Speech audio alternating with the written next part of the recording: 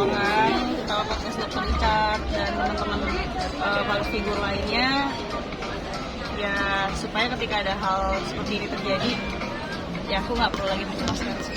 Tapi Kaina sendiri tahu nggak sih bahwa emang dia sebelumnya itu pemakai gitu? Apa gimana? Apa baru tahu dari pemberitaan itu?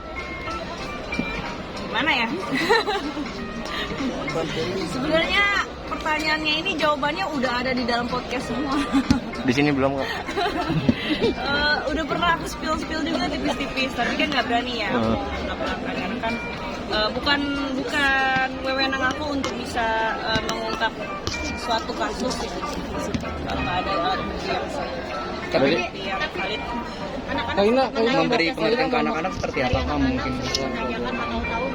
Pemberitaan tersebut. Oh, sama sekali anak-anak alhamdulillah steril dari sosial media karena Along sama Ali nggak pernah kasih gadget juga, maksudnya nggak benar-benar nggak pernah mengakses sosial media, dan sekolahnya juga international school, jadi nggak ada orang tua murid yang ngegosip ya ngegibah di sekolah ya, karena isinya anak-anak dari Korea, dari UK, beda berita gibahannya mungkin ya.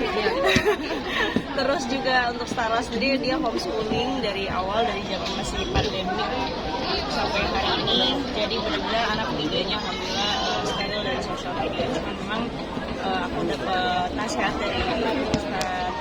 dari salah satu ustadz namanya, bahwa memang suatu saat cepat atau lambat memang harus cerita ke anak, terutama Starla, tentang kondisi dirinya.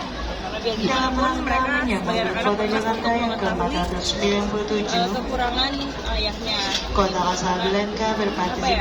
Karena ayahnya, bahkan aku sendiri, kita ini manusia, kita pasti punya sisi kelemahan, pasti ada celahnya, dan supaya nggak menimbulkan nama mental illness-nya jadi kayak anti hero gitu loh. Jadi kayak sosok orang tua yang tadinya dia merupakan sosok yang hero, sosok pahlawan di mata anaknya, tiba-tiba kemudian pada suatu hari anaknya tahu bahwa orang tuanya ini tidak sesuai dengan ekspektasi mereka, kemudian mereka kecewa dan mengambil pelariannya di hal-hal yang negatif. Jadi kita menghindari hal itu sedari dini dengan cara mencoba untuk menjelaskan sehalus mungkin, sedetail tapi sehalus mungkin ke anak-anak tentang kondisi dirinya. Berarti ketika belum tahu ya. Keluarga sendiri masih gak sih? Mengatakan gitu ke anak-anak.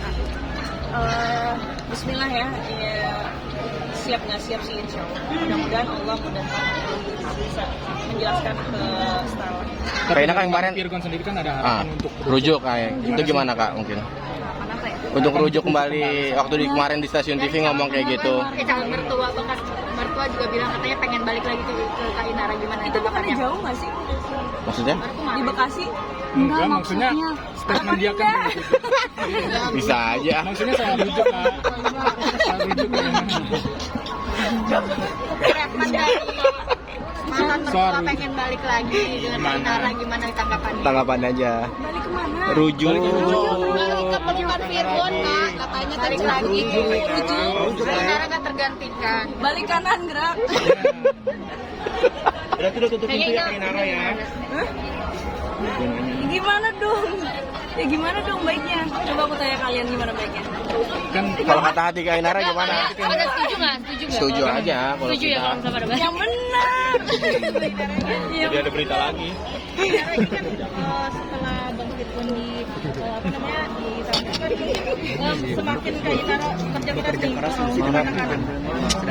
Jadi tidak topik dirinya. Ya alhamdulillah sih, biarpun dirinya anak-anak lagi tersandung kasus seperti ini ya, beliau masih ada bentuk tanggung jawabnya lah untuk anak-anak, walaupun memang nggak seperti biasanya lah nominalnya, kita berusaha untuk mengertilah kondisi sosial. Tapi Nara udah jenguk belum? Nah, Ada rencana mungkin Nah itu makanya aku bilang aku lagi cari waktu dan cari momentum gimana caranya untuk bisa menyampaikan ini ke Stella juga, karena rencananya mau jenguk supaya sama Stella. Kak, ini kan jawaban tadi kakak kayak masih ragu ya kak, apakah memang masih ada peluang untuk wujud lagi atau seperti apa nih kak? kalau dari dalam lubuk hati yang paling dalam dah gitu. Gimana ya, kalau dari aku sih enggak, terus dari segi agama juga kan udah nggak bisa. Tapi Ya bisa-bisa aja, tapi akunya harus nikah dulu sama orang, gimana dong? Tapi komunikasi sama keluarga Virgon sendiri gimana sih? Mungkin sampai saat ini. Ada Komunikasi biasa aja, nggak ada yang gimana-gimana. Dari awal juga aku nggak pernah naruh tendensi apapun sih ke pihak sana.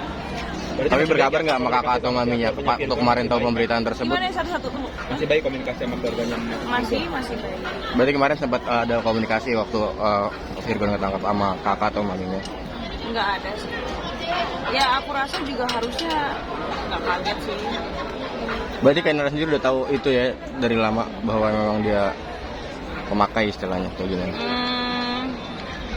Pokoknya jawaban itu udah ada di podcast. Oke, udah Kak, ini tahu. kan kakak bisnisnya makin banyak nih ya. Jadinya merasa berat gak sih secara kan mantan suami di pesantren gitu. Jadi kan istilahnya jadi sendiri kan membiayain anak-anak seperti apa kak? Istilahnya teh pesantren.